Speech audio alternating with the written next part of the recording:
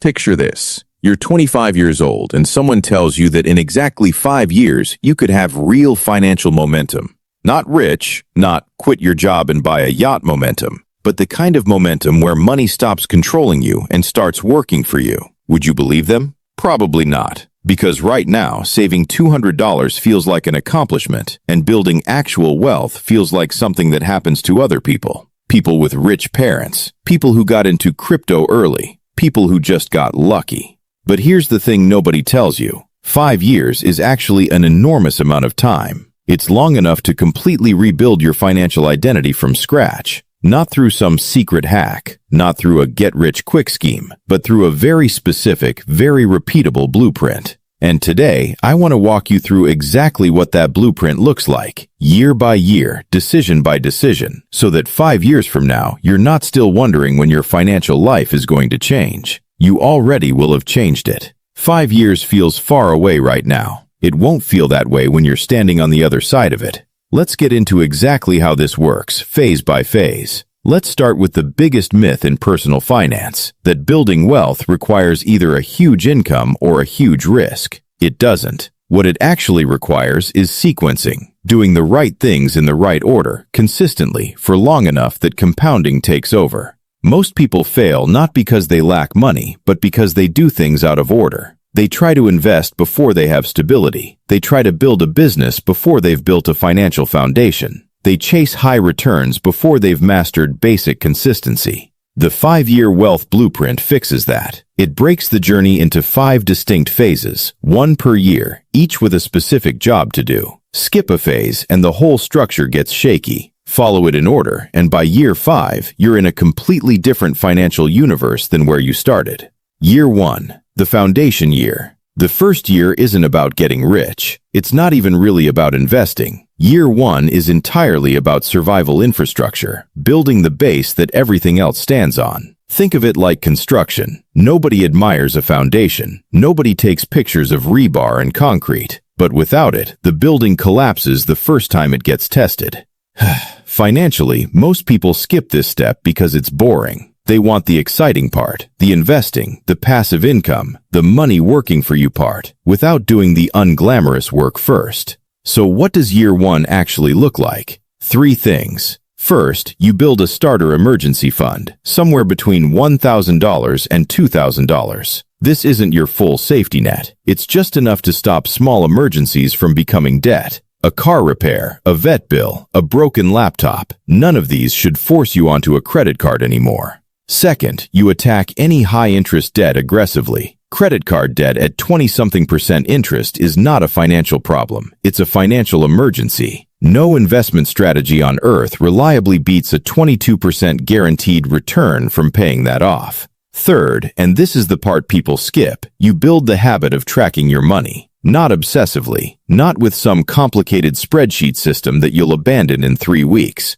Just enough awareness to know where your money actually goes instead of guessing. By the end of year 1, you're not wealthy, you're not even close, but you're stable. And stability is the platform everything else gets built on. Most people never get here, not because it's hard, but because it doesn't feel like progress. There's no dopamine hit from paying off debt or tracking expenses. It just feels like maintenance. But maintenance is what keeps the building standing when the storm hits in year 3. Year 2, the income year. Here's something almost nobody tells you. In the early stages of building wealth, your income matters more than your investment returns. Not because investing isn't important, it is, but because the math simply doesn't work yet. If you're investing $200 a month, a genius investment strategy earning 12% instead of 8% barely moves the needle in year 2.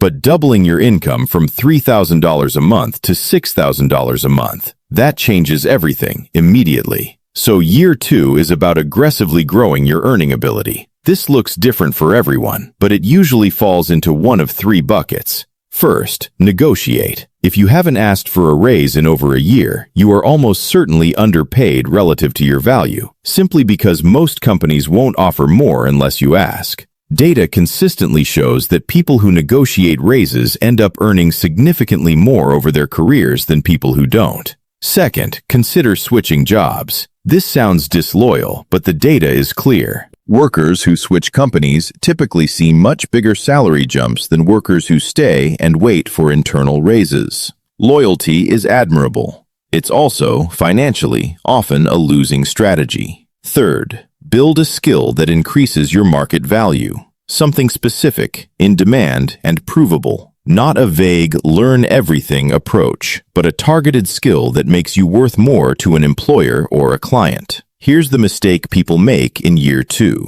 They let their lifestyle expand right alongside their income. They get the raise, and within weeks, their spending has crept up to match it. If that happens, year 2 accomplishes nothing except making you a slightly richer version of stuck. The rule for year 2 is simple. Save at least half of every raise, every bonus, every increase in income. The other half you can enjoy freely, guilt-free. But that first half needs to go straight into savings and investments before your lifestyle even notices it existed. By the end of year 2, ideally, your income has grown meaningfully. Not doubled necessarily, but grown by 20%, 30%, sometimes more. And critically, your spending hasn't grown at the same rate. That gap between income and spending is where wealth actually gets built. Not from a clever investment, from a gap. Year 3, the investing year. Now, and only now, does aggressive investing enter the picture. Notice how late this comes in the blueprint. Most people try to start here, in year 0, before they have stability or income growth. And that's exactly why so many people abandon investing the first time the market dips or an emergency hits. If you don't have year 1's foundation, a market downturn in year 3 will force you to sell at the worst possible time, locking in losses instead of riding them out. But if you've done years 1 and 2 correctly, year 3 becomes almost mechanical. You already have an emergency fund. You've already eliminated high-interest debt. Your income has already grown, and you've already built the habit of saving a meaningful chunk of every raise. So year 3 is simply about directing that growing surplus into long-term investments, consistently, without emotion. The historical average return of a broad market index fund has been roughly 10% annually over the last century, though of course markets fluctuate significantly year to year. Some years up 25%, some years down 20%. The magic isn't picking the perfect stock or timing the market perfectly. The magic is consistency. If you invest $500 a month starting in year 3 and continue that pace, by the end of year 5, just 3 years of investing, you'd have contributed $18,000, and depending on market performance, that could grow to somewhere between $20,000 and $23,000. That's not life-changing on its own. But remember, this is only year 3 of the blueprint. The real payoff comes from what happens after year 5, once this habit is fully locked in. Year 3 is also when you should diversify slightly beyond a single account. A retirement account if your employer offers matching, because employer match is genuinely free money, and turning it down is one of the most expensive mistakes people make in their 20s and 30s. A separate taxable brokerage account for goals outside retirement. The specifics matter less than the discipline of consistently funding these accounts every single month. Market conditions be damned. Year 4, the optimization year. By year 4, you have a functioning system, stability, growing income, and consistent investing. Now the question becomes, how do you make that system more efficient? This is where a lot of people get distracted by shiny objects. They hear about some complicated tax strategy, some leveraged investment approach, some side hustle promising 10 times returns, and they abandon the boring system that's actually working in favor of something exciting that probably isn't. Year 4's job is optimization, not reinvention.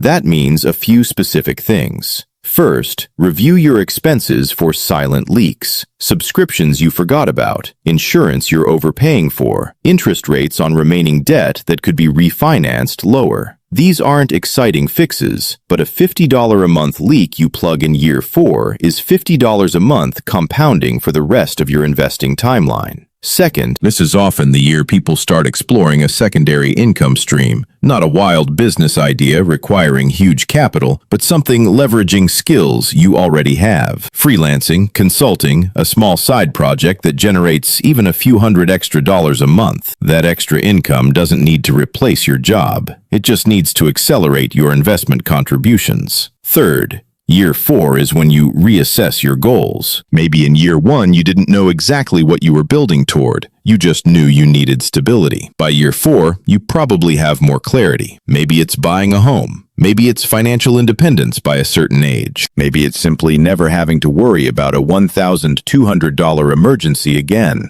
Whatever it is, year 4 is when the blueprint starts bending slightly to fit your specific life, rather than following a generic template. The danger in year 4 is complacency disguised as optimization. Some people use optimizing as an excuse to fiddle endlessly instead of just staying consistent. Don't fall into that trap. Optimization should take up maybe a few hours a month, not become an obsession that distracts you from the simple system that's already working. Year 5, the momentum year. Here's what almost nobody tells you about year 5, and it's the most important insight in this entire video. Year 5 doesn't feel like a huge, dramatic transformation while you're living through it. It feels remarkably similar to year 4. You're still tracking expenses, still investing consistently, still avoiding lifestyle inflation. From the inside, nothing feels like it suddenly clicked. But from the outside, if you compared year 5 you to year 1 you, the difference is staggering. In year 1, you had maybe $1,500 saved and were stressed about a flat tire. By year 5, if you followed this blueprint, you likely have a meaningful investment portfolio, no high-interest debt, an income that's grown substantially, and this is the part that matters most, proof. Proof that you can set a financial goal and actually hit it. That psychological shift is worth more than any specific dollar amount because it changes how you approach the next 5 years and the 5 years after that. This is the part of compounding that nobody visualizes correctly. Compounding isn't just about money multiplying in a chart. It's about momentum multiplying in your life. The habits you built in year 1 make year 2 easier. The income growth in year 2 makes year 3's investing painless. The consistency in year 3 makes year 4's optimization meaningful instead of overwhelming. And by year 5, the entire system runs almost on autopilot, freeing up your mental energy for bigger decisions, career moves, business ideas, major purchases, because the financial foundation underneath you isn't shaky anymore. Let me give you a real comparison, because numbers make this concrete. Imagine 2 people, both starting at age 25, both earning $3,500 a month. Person A does nothing differently. No structured plan, no specific savings rate, just living paycheck to paycheck with occasional attempts to do better with money that never quite stick. Person B follows the blueprint. Year 1 builds the foundation. Year 2 grows income by roughly 20%. Year 3 starts investing $400 a month. Year 4 optimizes and adds a small side income boosting investments to $600 a month. Year 5 continues that pace while income keeps climbing. By age 30, person A has maybe $2,000 to $3,000 in savings, no investments, and still lives paycheck to paycheck, just with a slightly higher paycheck than 5 years earlier. Person B has an emergency fund fully built, no high-interest debt, an investment portfolio worth somewhere in the $25,000 to $30,000 range depending on market performance, and, critically, an income that's grown 25 to 40% through negotiation and skill building. Same starting point, same 5 years, completely different financial realities. The difference wasn't luck. It wasn't a lottery ticket investment. It was sequencing, doing the right things in the right order, consistently, without skipping steps. Now, I want to address the obvious objection, because I know some of you are thinking it. This sounds great, Jack, but my situation is different. I have student loans, I have kids, I have a lower income than the example. Fair. This blueprint isn't a rigid formula. It's a sequence of priorities that adapts to your specific numbers. If your debt situation is more severe, year 1 might take 18 months instead of 12. If your income growth is slower, year 2 might blend into year 3. The exact timeline flexes. What doesn't flex is the order. Stability before income growth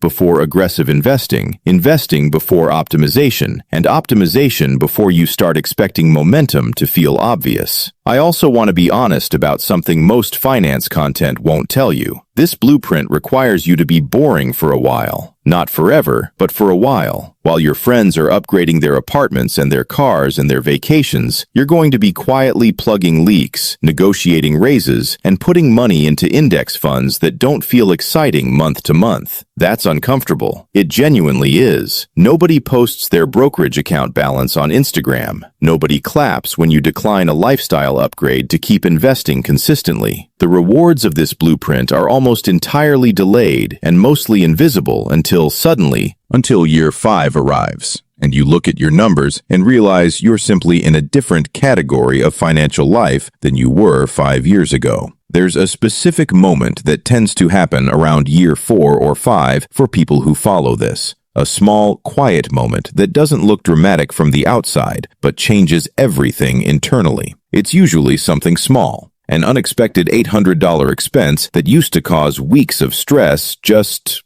gets paid. No panic, no credit card, no sleepless night. And in that moment, something shifts. You stop seeing yourself as someone who's constantly managing a crisis and start seeing yourself as someone who has actual control. That shift is the entire point of the blueprint. The dollar amount is almost secondary to that psychological transformation. That shift is the entire point of the blueprint. The dollar amount is almost secondary to that psychological transformation. So where do you start? If you're at the very beginning of this, year 1, day 1, don't try to do everything at once. Start with the smallest piece. Build that starter emergency fund. $1,000. That's it. Not $10,000. Not financial freedom, just $1,000, so that the next small emergency doesn't derail you. Once that's in place, move to attacking debt. Once debt is under control, focus your energy on year 2's priority, growing your income through negotiation, job changes, or skill building. Let each year's habits build a platform for the next year's progress. 5 years is going to pass regardless of what you do. That's the part people forget. Time moves forward whether you build a system or not. The only real question is whether 5 years from now you want to be exactly where you are today, just a little older, or whether you want to look back and see a clear, deliberate sequence of decisions that moved you into a completely different financial position. The blueprint isn't complicated. It's not secret. It's just unglamorous, sequential, and it requires patience in a culture that constantly promises shortcuts. If this video gave you a clearer picture of what the next 5 years could actually look like, hit subscribe, drop a thumbs up, and let me know in the comments, which year of this blueprint are you starting from right now? Year 1, still building the foundation? Year 3, ready to start investing seriously? Wherever you're starting, the sequence still works. The only thing that changes is how long each phase takes. 5 years from now is coming either way. The only question is what you build between now and then. Don't forget to hit the subscribe button and click the notification bell. And give this video a thumbs up. Your support means a lot. Thank you.